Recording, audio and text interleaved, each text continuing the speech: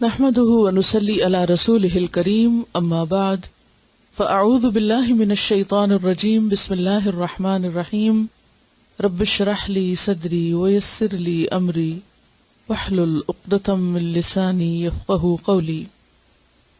ایک دفعہ درود شریف پڑھ لیجیے.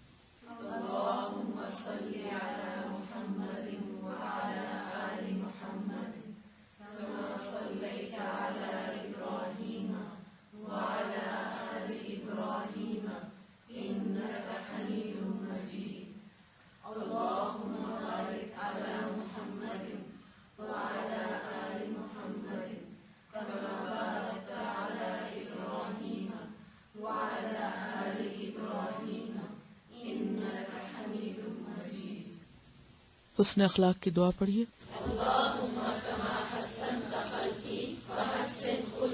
دوسری دعا بھی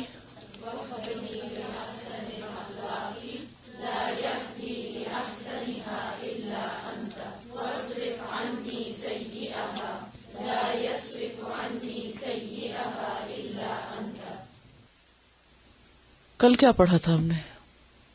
صحیح طرح پروناؤنس کیجئے. میں اصل میں پروننسیشن سننا چاہ رہی ہوں کہ آپ لوگ کس طرح پروناؤنس کرتے ہیں ایک لفظ کو. مزاح پڑھنے کے بعد غور کیا اس پر آپ نے؟ کوئی واقعہ سنائیے مزاح کا. پڑھنے کے بعد اب تک مزاح کا کوئی واقعہ، کوئی سچویشن، کوئی چیز جو آپ کی طرف سے ہوئی ہو یا آپ نے مشاہدہ کی ہو اور اس میں کوئی چیز حق کے خلاف نظر آئی ہو. یعنی یہ ہوم ورک ہے ایک طرح سے، یہ ایکسرسائز ہے. پڑھے ہوئے پر غور کرنا، واپس جا کر اس پر دھیان رکھنا اور اس کو نہ بھولنا. یہ بیسیکلی ریوائز کرنا ہے اس علم کو جو عمل میں لانا ہے. کوئی چیز یہ بتا رہی ہے کہ کل انہوں نے کسی کی کوئی بات ان کی نقل اتار کر کرنا چاہی تو انہیں فوراً بات یاد آ گئی اور پھر انہوں نے دوسروں سے بھی شیئر کیا کہ ایسا نہیں کرنا.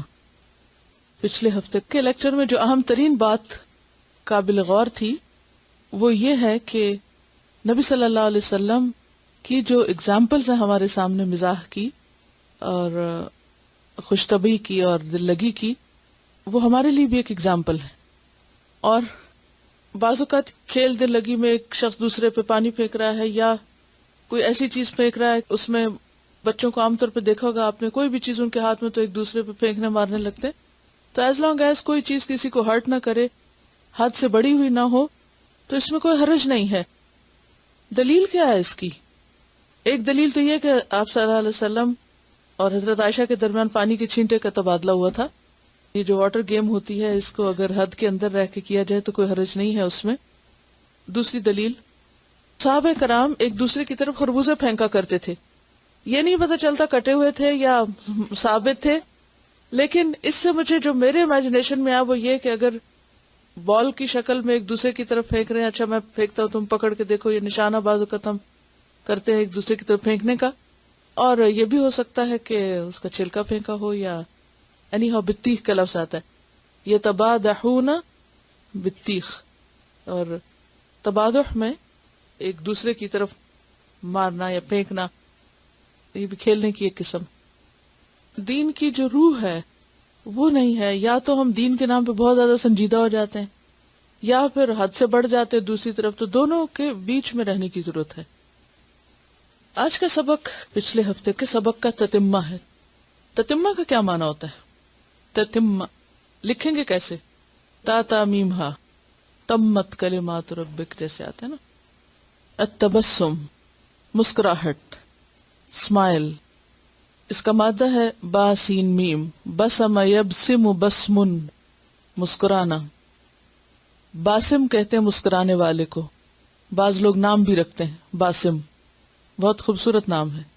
بسام بھی ہوتا ہے فعال کے وزن پر، بہت زیادہ مسکرانے والا. اسی طرح بشاشت کا لفظ بھی آتا ہے ایک، اور بشاشت کا لفظ جو ہے وہ مسکراہٹ سے زیادہ وسیع ہے. ہنس مکھ ہونا، کشادہ روح ہونا، خوش ہونا. تبسم نام بھی ہوتا ہے اور تبسم کا معنی بھی مسکرانا ہے، اور یہ ابتسام اس کا مصدر بنتا ہے. ابتسام باب افتعال سے، مادہ وہی ہے بسم، اور بسمتن بھی کہتے ہیں. بسمہ بھی نام ہوتا ہے، بعض لوگ اس کو بسمہ کہتے ہیں، حالانکہ وہ اصل میں کیا ہے؟ بسمہ. بسمتن یعنی مسکراہٹ، اسمائل. ان عبد اللہ بن الحارث بن جزء یقول ما رأيت احدا كان اكثر تبسما من رسول الله صلی اللہ علیہ وسلم رواہ احمد.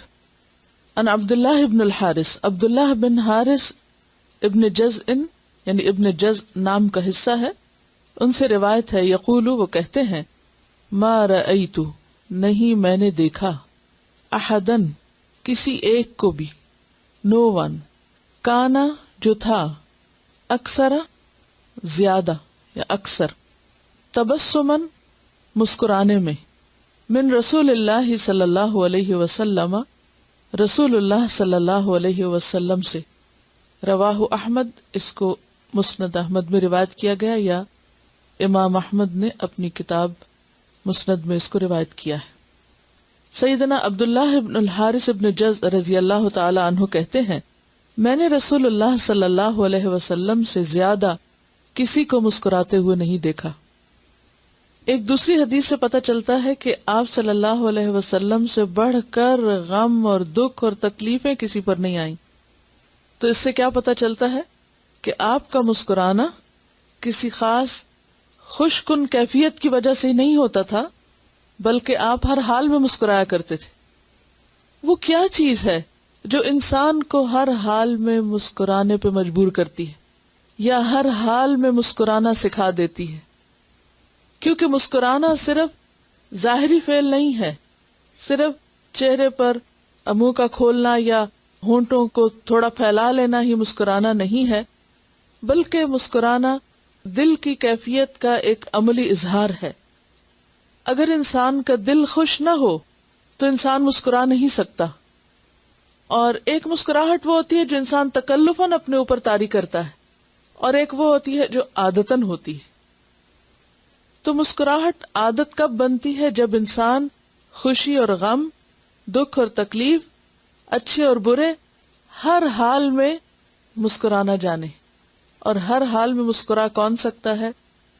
جو اللہ کی نعمتوں پر نظر رکھے، جو اس پر نظر رکھے جو اس کو ملا ہے، جس کے اندر ایک سینس آف اچیومنٹ ہو، احساس یافت ہو کہ میں نے کچھ پایا ہے، میرے پاس بہت کچھ ہے. احساس محرومی کا شکار انسان مسکرا نہیں سکتا. اس کے چہرے پر تلخی اور مایوسی اور نا امیدی اور ایک غم کی سی کیفیت ہوگی. مومن کا غم اس کے دل میں ہوتا ہے اور چہرہ اس کا مسکراتا رہتا ہے. اور یہ صرف اس وقت ہو سکتا ہے جب انسان کے اندر پازیٹیو تھنکنگ ہو، مثبت سوچ ہو، جب انسان اپنے بارے میں اللہ کی طرف سے آئی ہوئی نعمتوں کے بارے میں غور کرے، اپنے دل ہی دل میں ان کی طرف توجہ دے، جب انسان کے دل میں دوسروں کی بھلائی ہو، دوسروں کی خیر خواہی ہو. ایک مسکراہٹ وہ ہوتی ہے جو تنہائی میں بھی ہوتی ہے، یعنی تنہائی میں بھی انسان مسکراتا رہتا ہے.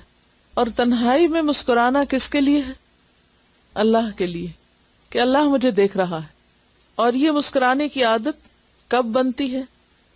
جب انسان کے اندر اللہ کی دی ہوئی نعمتوں پر خوشی کا ایک احساس ہوتا ہے. مثلاً اگر آپ اللہ تعالیٰ کی کسی بھی نعمت پر سوچنا شروع کر دیں، اور سب سے بڑھ کر نعمت ہدایت پر اور مختلف مواقع پر اللہ سبحانہ وتعالیٰ کی طرف سے جو رہنمائی ہمیں ملتی ہے، اس کے ملنے پر، اس کے پانے پر، تو آپ دیکھیں گے کہ خود بخود آپ کے اندر ایک مسکرانے کی کیفیت جنم لے گی. پھر آپ کو مسکراہٹ اپنے اوپر طاری نہیں کرنی پڑے گی، مسکراہٹ کا خول نہیں چڑھانا پڑے گا، اس کے لیے ایک شعوری کوشش نہیں کرنی پڑے گی، بلکہ آپ کے مزاج کے اندر وہ چیز شامل ہو جائے گی. یہی وجہ ہے کہ نبی صلی اللہ علیہ وسلم ہمیشہ مسکراتے رہتے تھے. ایک اور حدیث میں آتا ہے، حضرت ابو درداء سے حضرت ام درداء روایت کرتی ہیں. ام درداء کون تھی؟ فقیہہ خاتون تھی، صحابیہ تھی، بہت سمجھدار تھی، بہت جاننے والی تھی. ان کے شوہر ابو درداء بھی بہت اچھے صحابی تھے. وہ کہتی ہیں کہ میں اپنے شوہر کو دیکھتی کہ جب بھی وہ کوئی بات بیان کرتے نبی صلی اللہ علیہ وسلم کی تو مسکرانے لگتے، یعنی جب بھی وہ کوئی حدیث سناتے یا حدیث روایت کرتے تو مسکراتے۔ میں نے ان سے پوچھا کہ آپ خاص طور پر حدیث سناتے وقت کیوں مسکراتے ہیں؟ تو مسند احمد ہی کی روایت ہے، وہ کہتے ہیں ما رأیت رسول اللہ صلی اللہ علیہ وسلم یحدث حدیثا الا تبسم فی حدیثہ، ما رأیت نہیں میں نے دیکھا، یہ کون کہہ رہے ہیں؟ ابو درداء، رسول اللہ اللہ کے رسول صلی اللہ علیہ وسلم کو یحدث حدیثا کہ وہ کوئی حدیث بیان کر رہے ہوں، کوئی حدیث سنا رہے ہوں، کوئی بات کر رہے ہوں، الا تبسم مگر یہ کہ وہ مسکراتے تھے فی حدیث ہی اپنی بات میں۔ تو جب میں آپ کی بات کرتا ہوں، آپ کی بات آگے روایت کرتا ہوں تو صرف الفاظ کو روایت نہیں کرتا بلکہ عمل کو بھی روایت کرتا ہوں۔ اگر سارے دیندار لوگ صرف اس ایک حدیث پر عمل کرنے لگے کہ نبی صلی اللہ علیہ وسلم کی باتوں کو آگے بیان کرتے وقت مسکرانے لگے تو کون دین سے بھاگے گا؟ ہم لوگ بعض اوقات کلام پر تو توجہ دیتے ہیں، لیکن کلام کے ساتھ جو اسٹائل تھا آپ کا، جو طریقہ کار تھا، اس کی طرف ہماری توجہ نہیں ہوتی۔ اگلی حدیث اس کے بارے میں ہے، وہ کیا طریقہ ہو سکتا ہے کہ انسان ہر وقت مسکرائے؟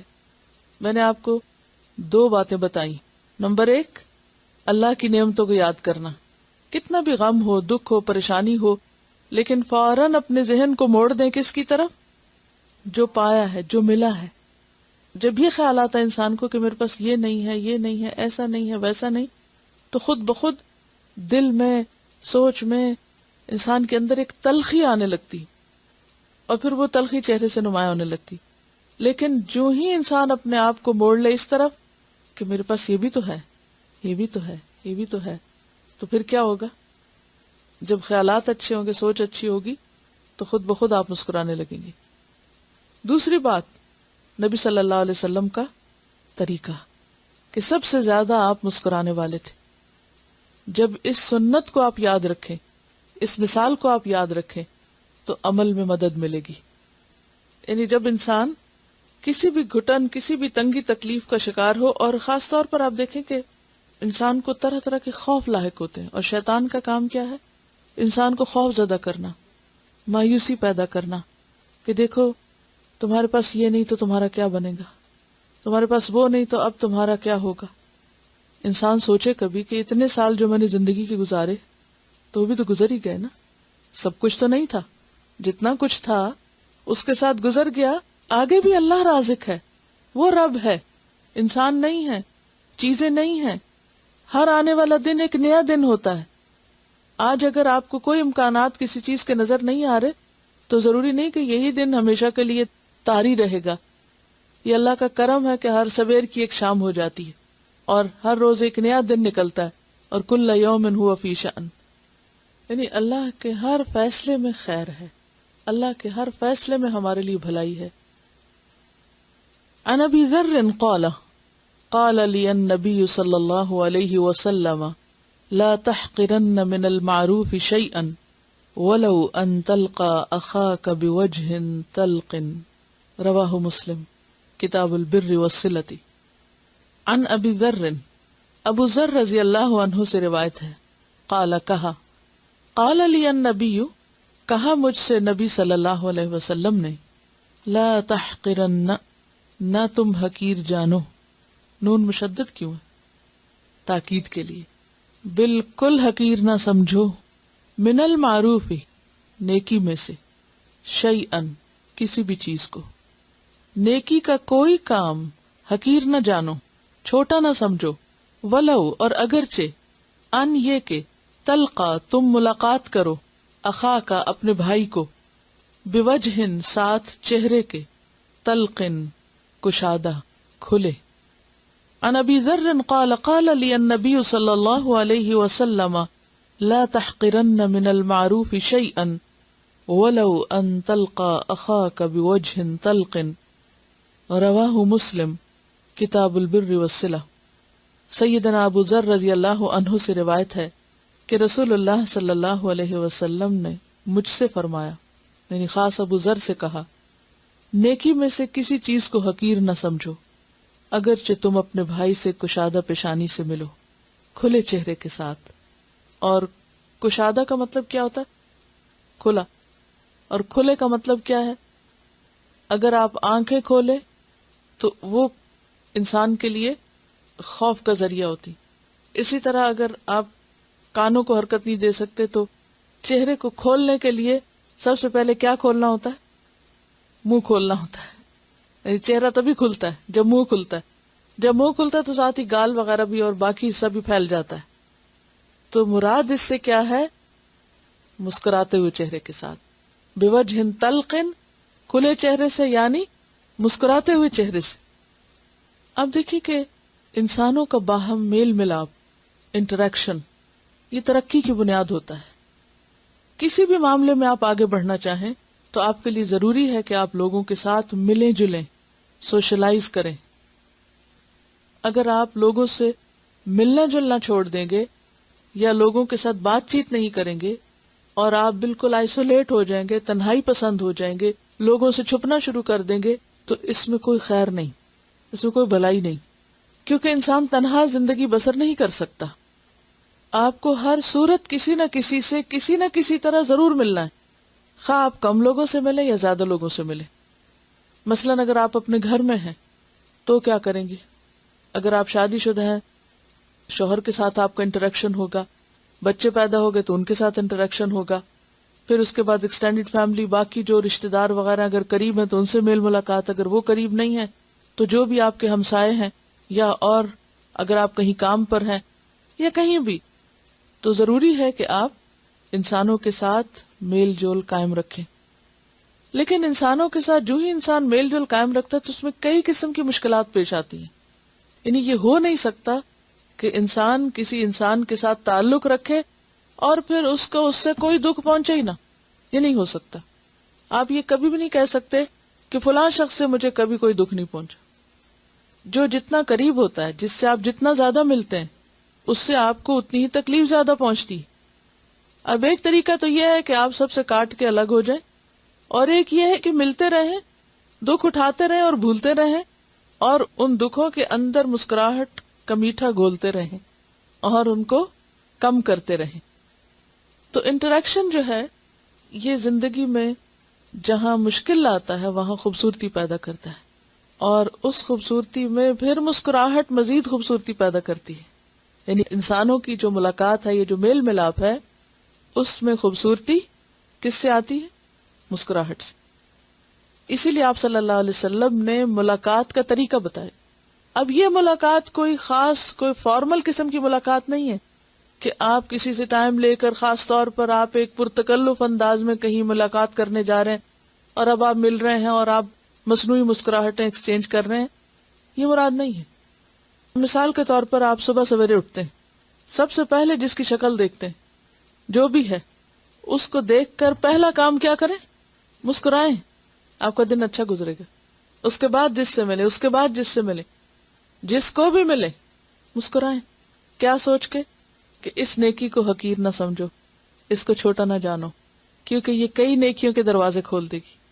اس سے کمیونیکیشن کا آغاز ہوگا، انٹریکشن کا آغاز ہوگا، اور پھر اس سے کیا ہوگا کہ بدگمانیاں دور ہوگی.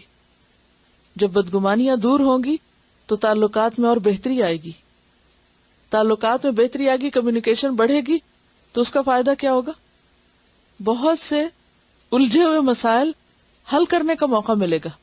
اور پھر یہ بھی آپ یاد رکھیں کہ انسان عام طور پہ جیسے شکایت کرتا ہے کہ میرے ساتھ فلاں نے اچھا نہیں کیا، ایک لمبی لسٹ ہوتی ہے لوگوں کے پاس، وہ آج میری طرف ایسے دیکھ رہا تھا، وہ میرے خلاف بات کر رہا تھا، فلاں نے میرے ساتھ یہ کر دیا. ایک لمبی لسٹ ہوتی ہے، ہر ایک کے بارے میں کوئی نہ کوئی ہمیں شکایت رہتی ہے. اب اگر ہم اس میں اپنے آپ کو بھی اس لسٹ میں شامل کر لیں کہ اچھا ہم نے کیا کیا تھا، تو ہمیں پتہ چلے گا کہ آغاز ہم ہی نے کیا تھا. اگر کوئی ہمیں دیکھ کے نہیں مسکرایا تو میرا کیا فرض بنتا تھا؟ مجھے آغاز کر لینا چاہیے. کیونکہ یہاں پر کیا کہا جا رہا ہے؟ وَلَوْ أَن تَلْقَى، تم ملو. تو یہاں ہم خود ہیں نا، وہ تم کون ہے؟ نبی صلی اللہ علیہ وسلم ہمیں بتا رہے. اگرچہ ابو ذر کو کہا، لیکن یہ صرف ابو ذر کے لیے تو نہیں، تو سب کے لیے، کیونکہ آپ اپنے عمل سے یہ بتا رہے تھے.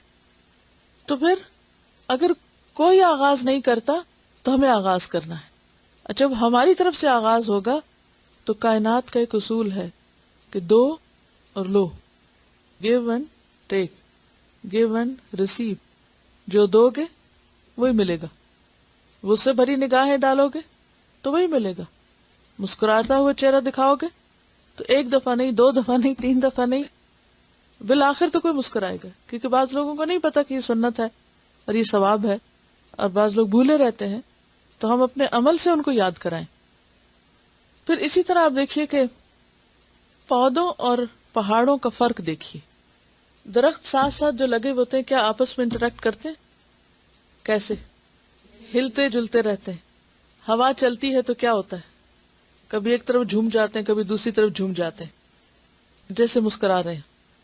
مومن کی مثال کیا ہے؟ پودے کی طرح ہے. جب ہوا چلتی ہے تو جھک جاتا ہے، لیکن پہاڑ، پتھر وہ نہیں جھکتے. کائنات کی اس مثال سے ہم سمجھ سکتے ہیں اپنی زندگیوں میں کہ یا تو ہم پودوں کی طرح ہیں اور یا ہم پتھروں کی طرح.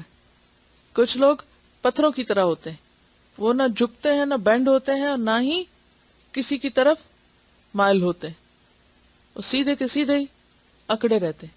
اور کچھ لوگ دائیں بھی سلام کریں گے، بائیں بھی کریں گے، اس سے بھی اچھی طرح بات کریں گے، اس سے بھی کریں گے، ہر ایک کے ساتھ بنا کے رکھیں گے. اور پھر خاص طور پر آپ نے دیکھا ہوگا کہ جب کوئی ہوا چلتی ہے تو ہوا کس چیز کی علامت ہے؟ ہوا جو ہے وہ ایک پیغام لاتی ہے، یعنی موسم بدلنے کی علامت ہے بیسیکلی آپ کہیں. اگر آپ ویدر چینج کو اگر آپ ملاحظہ کریں تو موسٹلی یہ ہواؤں کے رخ سے بدلتا ہے.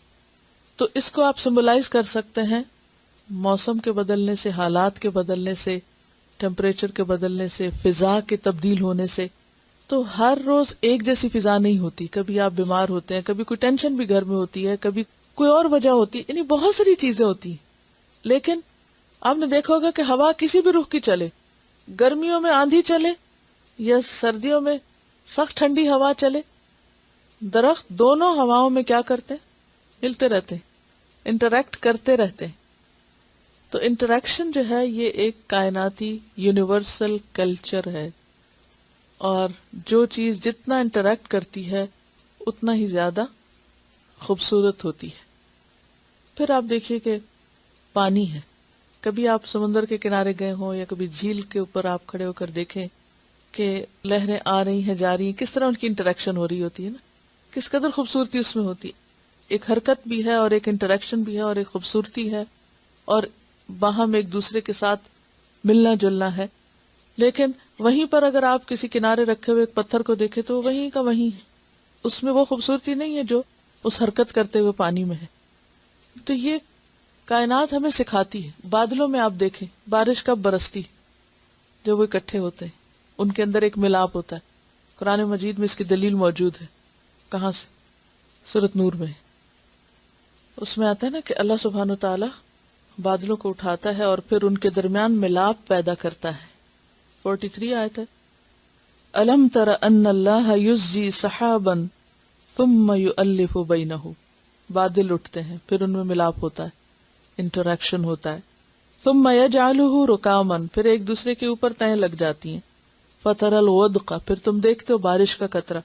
یخرج من خلالہ، اس کے اندر سے نکلتا ہے.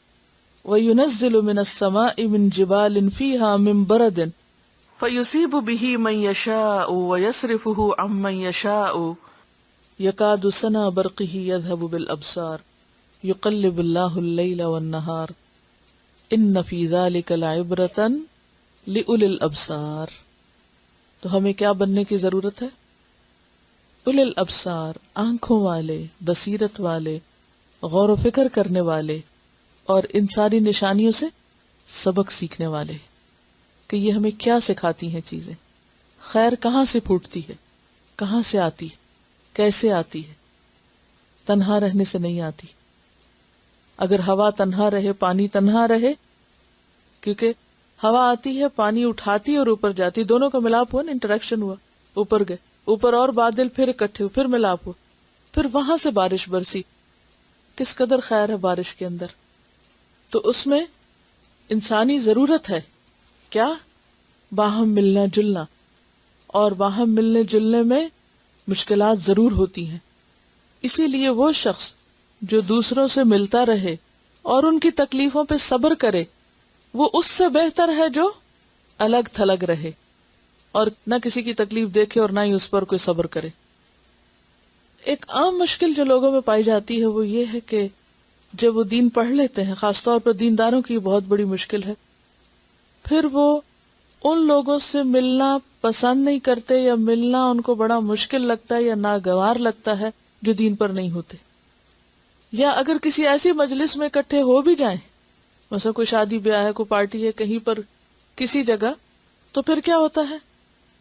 چپ گم سم ایک طرف ہو کے بیٹھ گئے، کسی سے بات نہ کی اور ایک مصنوعی سنجیدگی اپنے اوپر طاری کر لی یا کریٹیکل نظروں سے دوسروں کو دیکھتے رہے. یہ چیز دین کے لیے انتہائی خطرناک ہے، انتہائی غلط نمونہ ہے دین کا. یا پھر اس انتظار میں رہے کہ بھی کوئی آئے اور ہم سے ملے. کیا کرنا چاہیے؟ خود اٹھنا چاہیے، خود جانا چاہیے، خود ملنا چاہیے، خود سلام کرنا چاہیے، خود ہر ایک کا حال پوچھنا چاہیے، کوئی چھوٹا ہو یا بڑا ہو یا برابر کا ہو، خود سب کے ساتھ انٹریکٹ کرنا چاہیے. کیونکہ آپ دین کے کیریئر ہیں، لوگ آپ کو دین کے نام سے جانتے ہیں، اور اگر آپ کسی کی بات کا جواب ہی نہیں دیتے تو یہ کیا ہے آپ کے اندر؟ کوئی ایروگنس ہے یا کوئی احساس کمتری ہے، انفیریورٹی کمپلیکس ہے؟ یہ کیا مسئلہ ہے کہ یہ اب نارمل بہیویئر ہوتا ہے؟ دس از اب نارمل. وہ بھی انسان ہے. اللہ کے رسول صلی اللہ علیہ وسلم کیا کیا کرتے تھے؟ اب میں نے آپ کو مثال سنائی تھی ایک صحابی کی جن کا نام ظاہر تھا، جو ایک گاؤں میں رہتے تھے اور سیاہ فام تھے، کالے رنگ کے تھے، اور آپ صلی اللہ علیہ وسلم کو گاؤں سے کچھ نہ کچھ بھیجتے رہتے تھے ہدیتاً، اور وہ اپنی چیزیں بھی لا کے بیچا کرتے تھے. تو اب کیا ہوا کہ وہ آئے اور بازار میں کچھ بیچ رہے تھے، تو انہوں نے نوٹس نہیں کیا. نبی صلی اللہ علیہ وسلم نے ان کو دیکھا. آپ ان سے اتنی محبت کرتے، اب دیکھیے شخص کون ہے، دیہاتی ہے، گاؤں کا رہنے والا ہے، کالے رنگ کا ہے، غلام ہے، بظاہر کیا سٹیٹس ہے، لیکن آپ صلی اللہ علیہ وسلم نے اس کو دیکھا، اگنور نہیں کیا، چپکے سے پیچھے سے گیا اور جا کے پکڑ لیا. تو آپ نے فرمایا کون مجھ سے اس کو خریدے گا؟ وہ بازار میں تھے، تو ظاہر ہے لوگ خریدنے بیچنے والے جا رہے تھے، کون اسے مجھ سے خریدے گا؟ تو اسے پتہ چلا کہ اچھا اللہ کے رسول ہیں. کہلا کہ اللہ کے رسول صلی اللہ علیہ وسلم اگر آپ نے مجھے بیچا تو آپ گھاٹے میں رہیں گے، آپ کو کچھ نہیں ملے گا. اس سے آپ اندازہ لگائیں کہ ان معاشرتی سٹیٹس ان کا کیا تھا، جو وہ خود کہتے ہیں کہ اگر آپ مجھے بیچیں گے تو آپ گھاٹے میں رہیں گے، کچھ نہیں ملے گا مجھے بیچ کے. تو آپ نے فرمایا نہیں، تم بڑے قیمتی ہو، تم اللہ کے نزدیک کم قیمت نہیں ہو، انت غال، اللہ کے یہاں تم بڑے مہنگے ہو. ہم نے کبھی کسی کے ساتھ کیا ایسے؟ اب جیسے ہمارے گھر میں ادریس صاحب اور میں یہ ہوتے ہیں عام طور پر شام جیسے اسکول میں کچھ، تو انہیں پتا ہوتا ہے کہ گھر میں ہی ہوں، لیکن میں اکثر جا کے وہ کمپیوٹر بیٹھے کچھ کام کرتے تو پیچھے جا کے آنکھیں بند کر دیتی ہوں. بچپن میں ہم اکثر یہ کھیل کھیلا کرتے تھے ایک دوسرے کے ساتھ، فرینڈز وغیرہ کے، ہم ایک دوسرے کے پیچھے سے آنکھیں بند کر کے کہا بتاؤ کون ہے. اچھا اسے کیا فرق پڑتا ہے؟ پتا ہوتا ہے وہ ہاتھ، اچھا یہ فلاں ہے، یہ فلاں ہے. تو بعض اوقات پتا ہوتا ہے کہ ایک ہی گھر میں ہے اور اسی نے آ کے آنکھیں بند کی ہیں، لیکن جسٹ دوسرے کو احساس دلانے کے لیے کہ ہم ہیں. تو اس میں بعض اوقات ہم اتنے سنجیدہ ہو جاتے ہیں کہ بالکل اگنور کر دیتے ہیں ایک دوسرے کو. تو اس میں اب آپ دیکھیں کہ آپ صلی اللہ علیہ وسلم بازار میں اس کو پیچھے سے پکڑ کے کہتے ہیں اچھا میں بیچ رہا ہوں، اس کو کون لے گا مجھ سے؟ یہ کیا جسچر ہے؟ اپنائیت ہے، امپورٹنس دینا ہے. بہت سے بھاری بوجھ جو ہیں وہ انسان کے لیے بہت ہلکے ہو جاتے ہیں. ایک اور صحابی ہیں، ان کا نام ہے حضرت نعمان. ان کا بھی قصہ بڑا دلچسپ ہے. وہ آپ سے بہت بے تکلف تھے. ہر ایک اپنا اپنا مزاج ہوتا ہے نا. بہت بے تکلف تھے آپ سے.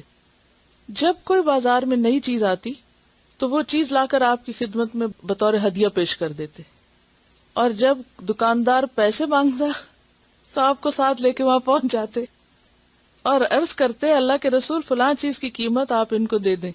آپ فرماتے بھائی تم نے وہ چیز ہدیے کے طور پہ مجھے دی تھی. وہ کہتے اللہ کی قسم میرے پاس اس کی قیمت نہ تھی، اور میں یہ چاہتا تھا کہ سب سے پہلے وہ چیز آپ کی خدمت میں پیش کروں. یہ سن کر آپ مسکرا پڑتے اور اس کو قیمت دے دیتے. دیکھیں بعض چیزیں گھر کی خریدنی ہوتی ہیں. اب یہ دیکھیں نا ان صحابی کا دل کیا چاہتا ہے کہ آپ کے پاس یہ چیز ہو. اب ان کو پتا ہے کہ آپ نہیں جائیں گے اور نہ خریدیں گے خود, تو وہ لا کے دے دیتے کہ اچھا چلیں اب قیمت ادا کریں. اب بعض چیزیں گھر کی خریدنی ہے, آپ ہسبینڈ وائف دونوں جا رہے ہیں, اگر شاپنگ کر رہے ہیں تو آپ کہیں یہ میں نے آپ کے لیے گفٹ لیا ہے, اب آپ پیمنٹ کر دیں. جی ہاں, یہ لڑکوں کو پڑھانا بہت ضروری ہے. تو بنیادی طور پر یہ ہے کہ ہمیں آغاز کرنا چاہیے. اگر کوئی نہیں مسکراتا یا اس کو عادت نہیں ہے تو ہم آغاز کریں. کیونکہ بعض اوقات ہم یہ سوچتے ہیں کہ فلاں شخص کو تو دیکھ کے مسکرانے کی ضرورت نہیں کیونکہ اس نے تو مسکرانا ہی نہیں, تو بھلے نہ مسکرائے, آپ مسکراتے رہیں. اگلی حدیث, عن ابی ذر قال قال رسول اللہ صلی اللہ علیہ وسلم تبسمک فی وجہ اخیک لک صدقہ, رواہ الترمذی کتاب البر والصلہ.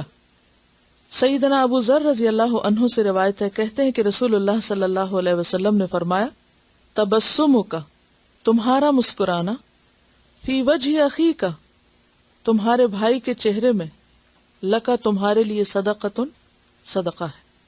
سیدنا ابو ذر رضی اللہ عنہ سے روایت ہے کہ رسول اللہ صلی اللہ علیہ وسلم نے فرمایا اپنے بھائی کو مسکرا کے دیکھنا بھی تیرے لیے صدقہ ہے, یعنی ایک نیکی کا کام ہے. اور انسان کے پاس ضروری نہیں کہ ہر وقت مال ہو یا کوئی دینے کی چیز ہو. ایک چیز جس کے دینے میں کچھ بھی خرچ نہیں آتا بلکہ دینے والے کو ہی اس کا فائدہ پہنچتا ہے, وہ مسکراہٹ ہے. اور پھر جب آپ نے یہ فرمایا کہ اس کو چھوٹا نہ سمجھو, کم نہ سمجھو, حقیر نہ سمجھو, تو معلوم نہیں قیامت کے دن صرف ایک مسکرانے کی نیکی جو ہے ہو سکتا ہے وہی بخشش کا ذریعہ بن جائے. لیکن یہ یاد رکھیے کہ مسکراہٹ حقیقی ہو. دو طرح کی مسکراہٹیں ہوتی, ایک ہوتی ہے فیک, جس میں صرف انسان مصنوعی طور پر کچھ منہ کھول لیتا ہے, پتہ چل جاتا ہے, اس کو پروفیشنل اسمائل کہتے ہیں, تجارتی. لیکن ایک ہوتی ہے حقیقی مسکراہٹ. اور جو حقیقی مسکراہٹ ہوتی ہے وہ انسان کے نہ صرف یہ کہ ہونٹوں پہ ہوتی ہے بلکہ اس کے ساتھ ساتھ اس کی آنکھوں سے بھی اور اس کے باقی جسم کے اعضاء سے بھی پتہ چل رہی ہوتی ہے, پوری شخصیت کی نمائندگی کر رہی ہوتی ہے, اس کے دل کا حال بیان کر رہی ہوتی ہے. اور اسی لیے آپ نے دیکھا ہوگا کہ بعض جو میتیں ہوتی ہیں مرنے کے بعد بھی ان کے چہرے پہ مسکراہٹ محسوس ہوتی ہے, کیونکہ اگر زندگی میں عادت ہوگی تو موت کے وقت بھی انشاءاللہ اور مرنے کے بعد بھی اگر دل صاف ہو تو حقیقی مسکراہٹ آتی ہے. پھر آپ کو تکلف کرنے کی ضرورت نہیں ہوتی, کیونکہ جب آپ کے دل میں دوسروں کے خلاف باتیں ہوتی ہیں تو پھر آپ کے لیے خود کو پش کرنا پڑتا ہے, اور پھر بعض اوقات وہ پھر اوپر سے ہوتی ہے, اس کا وہ اثر نہیں ہوتا کہ جو ہونا چاہیے. اور اس کے کچھ فائدے بھی بتائے جاتے ہیں کہ انسان کے مزاج پر, جسم پر مسکراہٹ کے کیا فائدے ہیں, یہ آپ کو بتائیں گے. ایک تو ہوتا ہے نا جو اوریجنل اسمائل ہوتا ہے, اس میں ماؤتھ کے اراؤنڈ جو مسلس ہوتے ہیں اور آلسو لائک آنکھ کے اور فور ہیڈ کے جو مسلس ہوتے ہیں سارے یوز ہوتے ہیں. جو دوسری طرح کا اسمائل ہوتا ہے وچ از اے فیک اسمائل اور دا پین امریکن اسمائل, اس میں صرف اور صرف منہ کے گرد جو مسلس ہوتے ہیں وہ استعمال ہوتے ہیں. اور انسان جب ریئل اسمائل کرتا ہے یا اوریجنلی اسمائل کرتا ہے تو اس سے افیکٹ یہ ہوتا ہے کہ جو مائنڈ جو ہوتا ہے وہ it produces endorphin which acts as a natural painkiller in the body and it gives a sense of well-being, یعنی تھکاوٹ بھی دور ہو سکتی ہے. بعض لوگوں کے مسلز نہیں ہوتے مسکرانے کے تو اس کی سرجری کرنی پڑتی ہے, یعنی علاج کرنا پڑتا ہے اس کا. یہ کتنی اللہ کی نعمت ہے کہ اس نے ہمیں ایک چیز دی ہے اور ہم اس کو استعمال ہی نہیں کر رہے. اور خاص طور پر جو مسکرانا صدقہ ہے, یہ کتنی خوبصورت بات ہے. اس سے پتہ چلتا ہے کہ ایک انسان کتنا نفع بخش انسان ہے, یعنی فائدہ دینے والا ہے. یعنی اگر آپ کسی کو کچھ نہیں دے رہے, صرف اسمائل ہی دے رہے ہیں, تو بھی آپ دوسرے کو کیا پہنچا رہے ہیں, فائدہ. کیونکہ آپ کو دیکھ کر وہ مسکرائے گا, کیونکہ فیشل فیڈ بیک آئے گی نا, تو جیسے آپ ریئیکٹ کریں گے وہ سامنے والا بھی کرے گا. گویا آپ صرف خود نہیں مسکرائے بلکہ آپ نے کیا کیا, دوسروں کو بھی مسکرانے والا بنا دیا. کیونکہ چہرے کی ایکسرسائز ہوتی رہتی ہے نا, تو چہرے پہ جھریاں بھی پھر کم پڑتی. مسکرانے سے جو انڈورفنس سیکریٹ ہوتے ہیں وہ نیچرل پین کلر ہیں, یعنی باڈی کو اندر ہی اندر ہیل کریں گے اور ریلیکس کریں گے. ایک اور بات یہ ہے کہ یہ سوشل انٹیلیجنس کی علامت بھی ہے. لکھ لیجیے, یہ ورڈ کی ورڈ ہے, سوشل انٹیلیجنس. انٹیلیجنس کی کئی قسمیں ہیں. اور یہ ایک سوشل انٹیلیجنس، یعنی کہ کون شخص سوشلی کتنا انٹیلیجنٹ ہے. اور خاص طور پر اگر آپ دین کا کام کرنا چاہتے ہیں تو آپ کو اس انٹیلیجنس کی بہت ضرورت ہے. ان عائشہ رضی اللہ عنہا قالت ما رأيت النبي صلى الله عليه وسلم مستجمعا قط ضاحكا حتى أرى منه لهواته انما كان يتبسم. رواه البخاری کتاب الادب. ان عائشہ رضی اللہ عنہا، عائشہ رضی اللہ عنہا سے روایت ہے، قالت کہتی ہیں، ما رأیت نہیں میں نے دیکھا، النبی نبی صلی اللہ علیہ وسلم کو، مستجمعا جمع کرتے ہوئے، یعنی بہت زیادہ، قط کبھی بھی، ضاحکن ہنستے ہوئے، یعنی اچھی طرح پورے طور سے کھل کر ہنستے ہوئے نہیں دیکھا کہ جس میں ٹھٹا ہو یا کہکہا ہو. کہکہا لگاتے ہوئے میں نے نہیں دیکھا کبھی بھی. جہاں آپ سب سے زیادہ مسکرانے والے تھے وہاں آپ نے کبھی کہکہا نہیں لگایا کہ آواز کے ساتھ بہت زور زور سے ہنسے ہوں، کیونکہ وہ ایک دوسری ایکسٹریم ہو جاتی ہے نا. حتی ارا یہاں تک کہ میں دیکھوں منہ آپ سے لہوات ہی آپ کے حلق کا کوا. لہوات جو ہے یہ لہات کی جمع ہے. لہات کہتے ہیں حلق کے اندر وہ ایک چیز لٹکی ہوئی ہوتی ہے نا، کوا بولتے ہیں اس کو، گھنڈی بھی بولتے ہیں پنجابی میں اس کو. تو آپ صلی اللہ علیہ وسلم یعنی پوری طرح منہ کھول کے اور بہت شور کر کے ہنسا نہیں کرتے تھے، بلکہ آپ مسکراتے تھے. انما کان یتبسم، بے شک آپ مسکراتے رہتے تھے. میں نے یہ ترجمہ کیوں کیا ہے؟ رہتے تھے، مسکراتے رہتے تھے. کانا. سیدہ عائشہ رضی اللہ عنہا نے بیان کیا ہے کہ نبی کریم صلی اللہ علیہ وسلم کو اس طرح کھل کر کبھی ہنستے نہیں دیکھا کہ آپ کے حلق کا کوا نظر آنے لگتا ہو. آپ صلی اللہ علیہ وسلم صرف مسکراتے تھے، یعنی مسکرانے میں اعتدال. جیسا کہ ایک دوسری حدیث میں آتا ہے، حضرت ابو ہریرہ رضی اللہ تعالیٰ عنہ کی حدیث ہے، آپ صلی اللہ علیہ وسلم نے فرمایا اقلہ، اور ایک اور روایت میں آتا ہے لا تکثروا. اقلہ کا مطلب قلیل کرو، لا تکثروا الضحک، بہت زیادہ مت ہنسو. فإن کثرة الضحک تمیت القلب، کیونکہ بہت زیادہ ہنسنے سے دل مردہ ہو جاتا ہے. آپ نے دیکھا ہوگا کہ جب آپ بہت زیادہ کہکہے لگا لیں یا بہت زیادہ ہنس لیں تو اس کے فوراً بعد وہ جو خاموشی کا وقفہ ہوتا ہے اس میں ایک اداسی بھی ہوتی ہے اور ایسا لگتا ہے جیسے کوئی چیز کھو سی گئی ہو. لیکن اگر آپ مسکراتے رہیں تو مسکراہٹ کے اینڈ پر آپ کو ایک خوشی سی محسوس ہوتی رہے گی، یعنی وہ کنٹینیوس پروسیس ہوگا. جبکہ ایکسٹریم رویے کیا ہوتے ہیں؟ یا بہت سنجیدہ، کوئی بات ہی نہیں کرنی، اور یا پھر خوب شور مچا کے ہنسنا، اور اس کے بیچ میں کوئی چیز نہیں. تو یا ادھر یا ادھر، یہ پسندیدہ صورتحال نہیں ہوتی. اصل پسندیدہ چیز کیا ہے؟ درمیان میں رہے انسان، اعتدال میں رہے. میں ایک لیکچر سن رہی تھی، فائز سیال پاکستان میں ایک بہت ہی اچھے ایک اسکالر کہہ لیجیے، ایک ریسرچر. تو ان کا ایک لیکچر میں سن رہی تھی، وہ کہتے ہیں کہ ہم نے اپنی زندگی سے اعتدال ختم کر دیا ہے. وہ ایک پروگرام پہ تبصرہ کر رہے تھے کہ میں ایک پروگرام دیکھ رہا تھا اور اس میں 200-300 لوگ ایک ہال میں بیٹھے ہوئے تھے اور میں سب کے چہروں کو غور سے دیکھ رہا تھا اور یوں لگتا تھا جیسے پریشانیوں میں ڈوبے ہوئے چہرے ہیں اور معلوم نہیں کسی سے لڑ جھگڑ کر آئے ہیں، کیونکہ کسی کے چہرے پر بھی مسکراہٹ نہیں تھی. یعنی اتنے سارے آڈینس میں اسپیچز دیتے ہیں مختلف جگہوں، کہتے کہیں کوئی مسکراہٹ نہیں تھی. اور تھوڑی دیر میں کوئی بات ایسی ہوئی جو مسکرانے کی تھی تو لوگ اس طرح لوٹ پوٹ ہو کر ہنس رہے تھے کہ جیسے کبھی انہوں نے کوئی غم نہ دیکھا ہو. تو میں پریشان ہو گیا کہ یہ کیا دو رویے ہیں. یا تو یہ حال تھا کہ کوئی مسکرا ہی نہیں رہا تھا، اور یا یہ حال ہے کہ جیسے وہ کرسیوں سے بھی گرنے لگے. اب اعتدال نہیں ہے، جبکہ اعتدال زندگی کو حسن بخشتا ہے. نبی صلی اللہ علیہ وسلم کا طریقہ کیا تھا؟ اعتدال.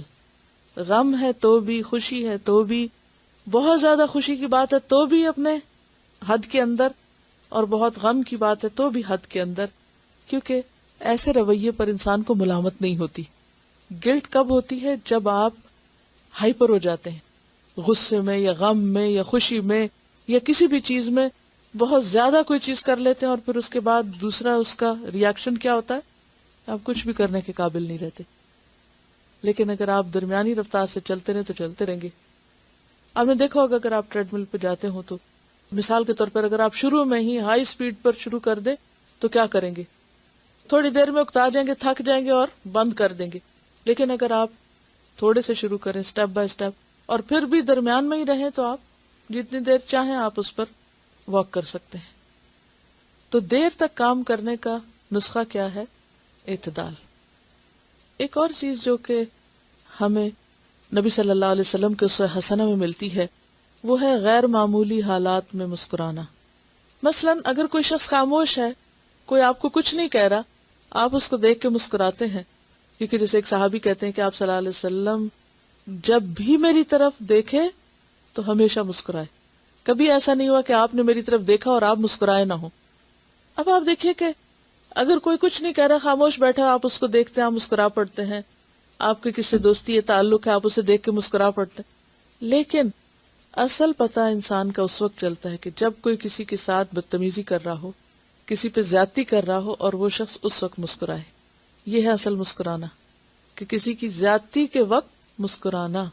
اور یہ مثال ہمیں نبی صلی اللہ علیہ وسلم کی سنت سے ملتی. اس کے بارے میں متفق علیہ روایت ہے بخاری اور مسلم کی. حضرت انس رضی اللہ تعالیٰ عنہ کہتے ہیں میں رسول اللہ صلی اللہ علیہ وسلم کے ساتھ چل رہا تھا. آپ کے اوپر موٹے کنارے کی نجرانی چادر تھی. بعض اوقات ایسا تھا نا کہ آپ نے دوپٹہ لیا ہو یا چادر تو اس کے کنارے پہ کوئی چیز لگی ہوئی ہوتی ہے تو اس سے کیا ہوتا ہے، کنارہ ہیوی ہو جاتا ہے، کھردرا بھی ہو جاتا ہے بعض اوقات، جیسے گوٹا کناری جس کو آپ کہتے ہیں مثلا. تو ان کے اوپر جو چادر تھی اس کا کنارہ موٹا تھا، بعض اوقات تو موڑنے کی وجہ سے موٹا ہو جاتا ہے، کھردرا ہو جاتا ہے. ایک دیہاتی آپ سے ملا، اس نے آپ کی چادر پکڑ کر آپ کو نہایت زور سے کھینچا. یعنی کوئی بات نہیں کہی، کچھ نہیں کہا، اور آپ جا رہے ہیں اور وہ کیا کرتا ہے کہ آپ کی چادر پکڑ کے کھینچنا شروع کر دیتا ہے، اور بہت ہی زور سے کھینچا، اور چادر کھینچنے کی وجہ سے آپ کے کندھے پہ نشان پڑ گیا. آپ خود سوچیں کہ کتنی شدید کھینچی ہوگی.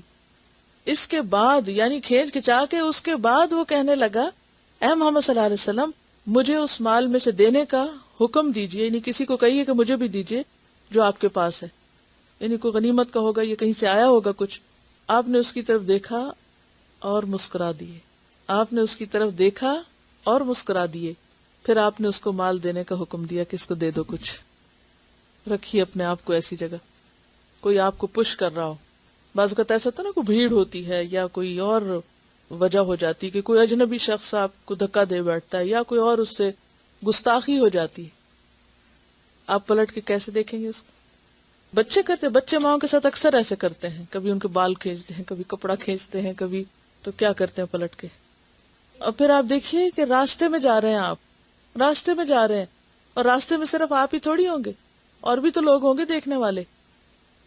تھوڑی دیر کے لیے سوچیے کہ آپ کہیں جا رہے ہیں اور پیچھے سے کسی نے آپ کا کپڑا کہیں دیا اور صرف ادھر کھینچا ہی ہے، ابھی کوئی نشان نہیں پڑا، کچھ نہیں پڑا، تو آپ اگر پلٹ کے اس کو دیکھیں گے تو کھا جانے والی نظروں سے ڈیئر یو، آج کے بعد تم کر کے تو دیکھو، یہ کسی اور سے کرو. تم آپ ایک اتھارٹی بھی ہیں، آپ کے پاس ہے وہ سب کچھ جو کسی کے پاس ہو سکتا ہے، لیکن آپ پلٹ کے اس کو دیکھے اور مسکرا دیے. یہ ہے اخلاق. انک لعلی خلق عظیم. ہم کن سنتوں کی پیروی کا دعویٰ کرتے ہیں؟ کن سنتوں کی پیروی کا؟ ہم میں سے ہر ایک دعوے دار ہے نا کہ ہم نبی صلی اللہ علیہ وسلم کی سنت کی بہت پیروی کرتے ہیں، اپنی مرضی کی باتوں کی جن کو ہم نے پک اینڈ چوز کر لیا کہ یہ کرنا ہے ہمیں، جو ہمیں سوٹ کرتی، اور جو آپ کا ایک اوور آل اخلاق تھا اور ایک آپ کو اوور آل شخصیت ہے، اس کے خوبصورت پہلو کی طرف کبھی ہم نے دیکھا ہی نہیں. یہ ایک کسی کے مسکرانے کے تجربے کی ایک دو ایکسپیرینس ہے، وہ آپ کے ساتھ شیئر کریں. My dear teacher, Assalamu alaikum. Yesterday you sent me some reflections from the students, and one of them was about smiling and doing sabrun jameel, a beautiful patience. The sentence that got fixed in my heart was, not only in these harsh circumstances, but also while you are working, example studying or cleaning, keep on smiling, with the intention of doing sabrun jameel for your Lord. He will see, and His pleasure is the best to gain.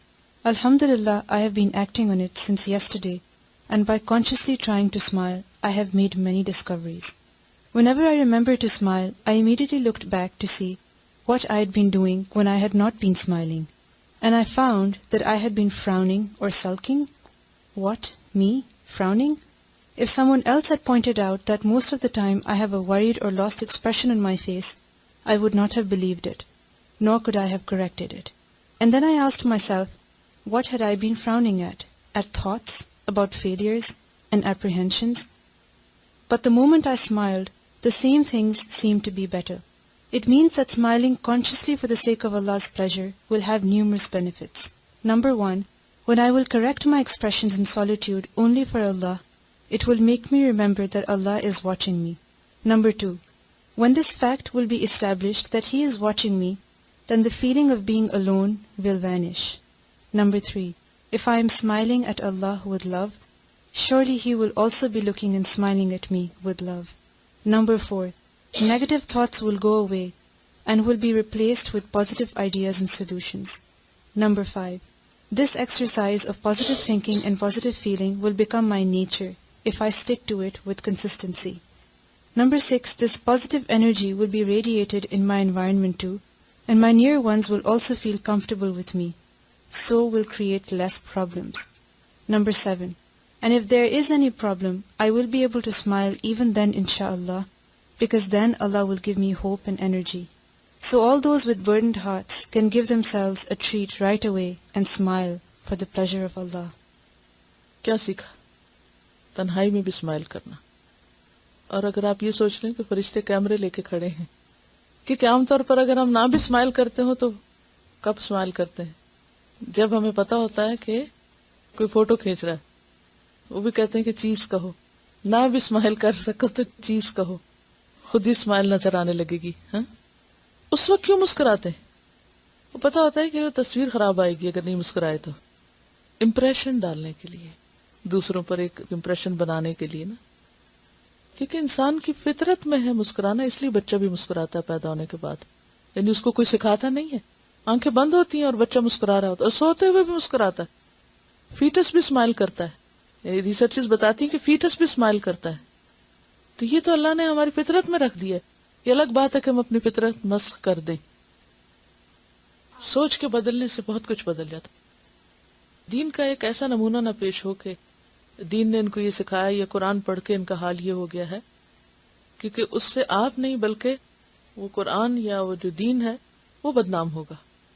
اس میں یہ ہے کہ smile کی degrees ہوتی ہیں نا، اور style ہوتے ہیں. ایک اسمائل تنزیہ بھی ہوتی ہے، اور ایک ریڈیکیول کرنے والی بھی ہوتی ہے، اور ایک خیرخواہی والی بھی ہوتی ہے، اور ایک دوسرے کو کام ڈاؤن کرنے والی بھی ہوتی ہے، ریلیکس کرنے والی ہوتی ہے. تو جب آپ اپنے اندر کی فیلنگز کے ساتھ مسکرائیں گے اس کو فائدہ پہنچانے کے لیے، تو انشاءاللہ وہ ایسا نہیں محسوس کرے گا. اٹ ڈیپینڈس کہ وہ سٹائل کیا ہے.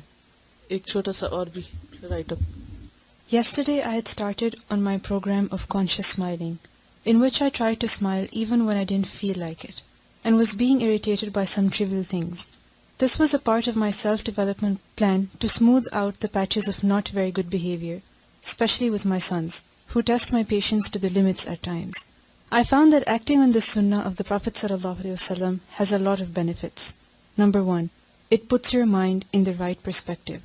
Number 2, it is an instant tool to see the absurdity of getting angry at such a little thing.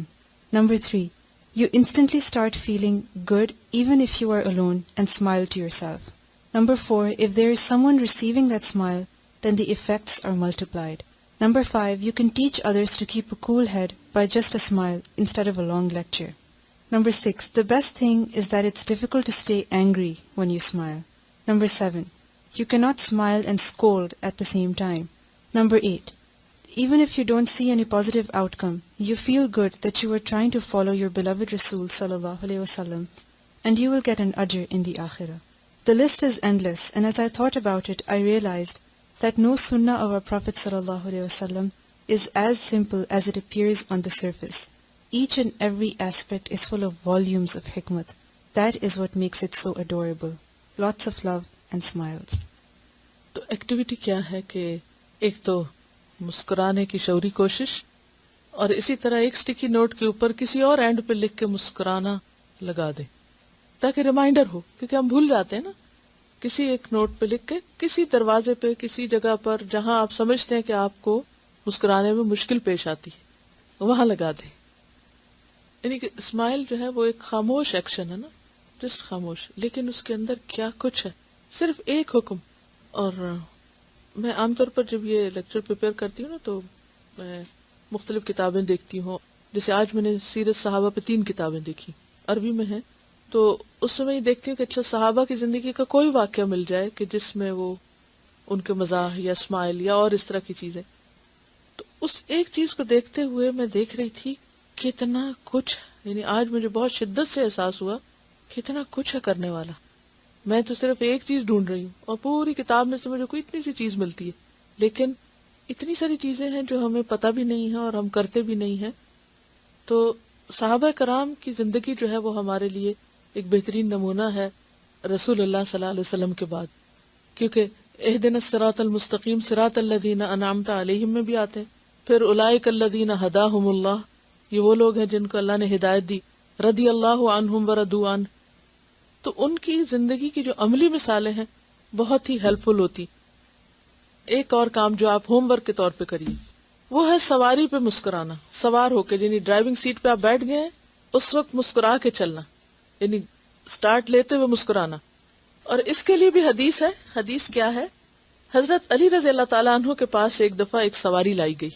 آپ نے اس پر سوار ہونے کے لیے جب رکاب پہ قدم رکھا تو پڑھا بسم اللہ. جب سوار ہو چکے تو کہا الحمدللہ. پھر یہ دعا پڑھی سبحان الذی سخر لنا ھذا وما كنا له مقرنین وإنا إلی ربنا لمنقلبون. پھر حضرت علی رضی اللہ تعالیٰ عنہ نے 3 مرتبہ الحمدللہ کہا، 3 دفعہ اللہ اکبر کہا، پھر پڑھا سبحانک انی ظلمت نفسی فاغفر لی فإنہ لا یغفر الذنوب الا انت. راوی کہتے ہیں کہ اس دعا کو پڑھنے کے بعد حضرت علی رضی اللہ تعالیٰ عنہ کھلکھلا کے ہنسے، یعنی اچھا خاصا ہنسے. میں نے بے موقع ہنسنے کی وجہ دریافت کی کہ یہاں تو ہنسنے والی کوئی بات نہیں تو آپ کیوں ہنسیں؟ فرمایا حضرت صلی اللہ علیہ وسلم نے بھی اس طرح دعا پڑھی تھی، یعنی جیسے میں نے پڑھی، اور پھر آپ مسکرا دیے تھے. میں نے آپ سے مسکرانے کی وجہ پوچھی، یعنی حضرت علی نے نبی صلی اللہ علیہ وسلم سے، تو آپ نے فرمایا اللہ تعالیٰ اپنے بندے کے یہ کہنے پر کہ خدایا تیرے سوا میرے گناہوں کو کوئی معاف نہیں کر سکتا، خوش ہو کر فرماتے ہیں کہ میرا بندہ یہ جانتا ہے کہ میرے سوا کوئی دوسرا اس کے گناہوں کو نہیں بخش سکتا. یعنی جب بندہ استغفار پڑھتا ہے تو اللہ تعالیٰ مسکراتا ہے. تو اللہ تعالیٰ کے خوش ہونے پر نبی صلی اللہ علیہ وسلم خوش ہوئے، مسکرائے، یعنی خاص طور پر اس موقع پر. اب یہ کمیونیکیشن کس کے ساتھ ہو رہی ہے؟ دل ہی دل میں. ابھی شروع میں ہم نے بات کی تھی نا، کیا چیز انسان کو ہر وقت مسکرانے پہ مجبور کر سکتی؟ تو وہ اپنے اندر ہی کی بات ہے نا. وہ اندر کی جو کمیونیکیشن ہے آپ کی آپ کے رب کے ساتھ، تو وہ تنہائی میں بھی آپ کو مسکرانے پر مجبور کرے گی. وہ آپ سواری پہ بیٹھ کے بھی مسکرائیں گے، آپ کوئی بھی کام کریں گے تو جتنے اچھی اچھی باتیں یاد آئیں گی اللہ سبحانہ و تعالیٰ کے ساتھ تعلق کے اوپر مبنی، تو انشاءاللہ تعالیٰ پہ مسکرانے میں مشکل نہیں ہوگی. لیکن جب انسان کو اللہ سے کچھ شکوہ ہو یا ناراضگی ہو یا ناشکری کی کیفیت ہو تو پھر مسکرانا مشکل لگتا ہے. اگر کسی وقت بھی مشکل لگے تو فوراً سوچیں کہ یہ ناشکری ہے، یہ ناشکرے پن کا ایک رویہ ہے کہ میں مسکرا نہیں سکتی. بعض اوقات کوئی ہمیں کہے نا مسکراؤ تو ہم اور غصہ کرتے ہیں کہ مت کہو کہ مسکراؤ، تمہیں نہیں پتا کہ میرا حال کیا ہے، تم پہ وہ گزرا ہی نہیں. حضرت براء بن عازب کو حضور صلی اللہ علیہ وسلم سے والہانہ محبت تھی اور آپ کی ہر ادا کو دل و جان سے عزیز رکھتے اور اس پر عمل کرتے. ایک دفعہ ان کا ایک شاگرد ملاقات کے لیے حاضر ہوا. کس کا؟ براء بن عازب کا. تو انہوں نے خود آگے بڑھ کر سلام کیا. یعنی استاد کا کام صرف یہ نہیں کہ وہ انتظار کرے اچھا میرا شاگرد مجھے سلام کرے، بلکہ کیا ضروری کہ خود آگے بڑھ کر سلام کر لے. خود آگے بڑھ کر سلام کیا، پھر شاگرد کا ہاتھ اپنے ہاتھ میں لے کے مسکرانے لگے، یعنی سلام کرتے ہوئے مسکرانے لگے. پھر فرمایا جانتے ہو میں نے ایسا کیوں کیا؟ شاگرد نے عرض کیا آپ ہی فرمائیں. فرمایا ایک مرتبہ رسول اللہ صلی اللہ علیہ وسلم کو ایسا کرتے ہوئے میں نے دیکھا تھا، اور اس پر آپ صلی اللہ علیہ وسلم نے مسکراتے ہوئے یہ ارشاد بھی فرمایا تھا کہ اگر 2 مسلمان بغیر کسی ذاتی غرض کے، بغیر کسی لالچ اور غرض کے ایک دوسرے کو اس طرح ملے، یعنی مسکراتے ہوئے ملے. اس طرح کا اشارہ کس چیز کی طرف تھا؟ مسکرانے کی، یعنی خوش ہو کر ملے، یعنی یا مصافحہ کریں تو اللہ تعالیٰ دونوں کو بخش دیتا ہے. یعنی ایک مسلمان سے ملاقات کرنا اور ملاقات کے وقت ہاتھ ملانا اور ہاتھ ملاتے ہوئے مسکرانا ٹھیک ہے ہر وقت ہر موقع پہ اور ہر روز تو یہ کرنا بعض اوقات مشکل ہو جاتا ہے، لیکن جیسے اگر کوئی یعنی کہ کچھ دن کے بعد آیا ہے یا دور سے آیا ہے یا کسی بھی وجہ سے، یا اگر ممکن ہو تو خالی کھڑے ہونے سے بہتر ہے کہ انسان ہاتھ ملا لے، اور ہاتھ ملانے کے ساتھ ساتھ مسکرا بھی لے، تو آپ دیکھیں گے کہ دل کی جو میل ہے وہ بھی نکل جاتی ہے. تو یہ وہ راز ہے جو بنیاد ہے اچھے تعلقات کی. یعنی مسکرانا اگر دیکھا جائے تو پورے اس میں پرسپیکٹو میں دراصل کیا ہے؟ اچھے تعلقات کا راز، انٹریکشن کی خوبصورتی اور انٹریکشن کی مضبوط بنیاد. ایک اور موقع، ایک مرتبہ نبی صلی اللہ علیہ وسلم کو اپنی حجامت کروانا تھی، یعنی بال کٹوانا تھے. تو سفر میں ایک صحابی آپ کے ساتھ تھے، تو آپ نے ان کو بلوایا. وہ حاضر ہوئے اور اپنا سر مبارک آپ نے اس کے سامنے کیا کہ اچھا تم اب کرو حجامت. اور مسکراتے ہوئے مزاحن فرمایا، بھائی تم کو اللہ کے رسول نے اپنے سر پر اس حال میں قابو دیا ہے کہ تمہارے ہاتھ میں اس طرح ہے. یعنی میرا سر تمہارے ہاتھ میں اور تمہارے ہاتھ میں اس طرح ہے. تو اس پر اس نے عرض کیا، میرے ماں باپ آپ پہ قربان ہو، اللہ کا مجھ پر احسان ہے کہ اس نے مجھ جیسے کو آپ کے بال تراشنے کی سعادت بخشی ہے. اور یہ صحابی معمر بن عبداللہ تھے، مسند احمد نے اس کو روایت کیا ہے. تو اس سے کیا پتہ چلتا ہے کہ روزمرہ کے چھوٹے چھوٹے کاموں میں، ڈرائیونگ کرنے لگے ہیں، سواری پہ بیٹھے ہیں، سوار ہوئے ہیں، کوئی بھی کام کر رہے ہیں، تو اس میں کوئی بہانہ ڈھونڈ لیجیے مسکرانے کا. حضرت ام قیس کا ایک واقعہ ہے چھوٹا سا. ام قیس کا بیٹا فوت ہو گیا، تو وہ اس میں بہت ایک طرح سے بدحواس ہو گئی، کیونکہ بعض اوقات بدحواسیاں بھی مسکراہٹ کا سبب بن جاتی نا. تو جو بیٹے کو غسل دے رہا تھا ان سے کہنے لگی، میرے بچے کو ٹھنڈے پانی سے غسل نہ دینا ورنہ یہ مر جائے گا. آپ صلی اللہ علیہ وسلم کو یہ بات پہنچی تو آپ مسکرا دیے اور ان کو طویل عمر کی دعا دی صحابیہ کو. چنانچہ ان خاتون نے تمام عورتوں سے زیادہ عمر پائی. اب آپ دیکھیے کہ بعض اوقات انسان سے ایسے بدحواسی کے واقعات ہو جاتے ہیں، اگر ہمیں پتہ چلے تو ہمارا تبصرہ کیا آتا ہے؟ بے وقوف، احمق، یہ کوئی بات تھی کرنے کی. نبی صلی اللہ علیہ وسلم نے جب سنا، اور آپ دیکھیے کہ بظاہر اس میں مسکرانے کا کوئی موقع لگتا نہیں کہ اب بیٹا فوت ہو گیا ہے اور اس موقع پر ایسے یعنی گھبراہٹ میں الفاظ منہ سے نکل گئے ہیں، کیونکہ ماؤں کو ہر وقت بچوں کی فکر ہوتی ہے نا. ایک ماں کا دل ہے نا، بچے کو کوئی اٹھائے، بچے کو کوئی نہلائے، کوئی کچھ کرے تو ہم ساتھ ساتھ بولتے چلے جاتے ہیں، دیکھو اس کو یہ نہیں کھلانا، اچھا وہ نہیں کر، انکانشیسلی کچھ کچھ کہہ رہے ہوتے ہیں. تو ان کے منہ سے بھی اسی طرح نکل گیا. تو بعض اوقات انسانوں سے بدحواسی میں بہت کچھ منہ سے نکل جاتا ہے. تو ایسی چیزوں کو چھیڑ بنانے کی بجائے یا کسی کا مذاق اڑانے کا ذریعہ بنانے کی بجائے یا اس کے اوپر اس طرح کے کمنٹ پاس کرنے کی بجائے دعا دینی چاہیے. سبحانک اللہم و بحمدک نشہد ان لا الہ الا انت نستغفرک و نتوب الیک. السلام علیکم و رحمۃ اللہ وبرکاتہ.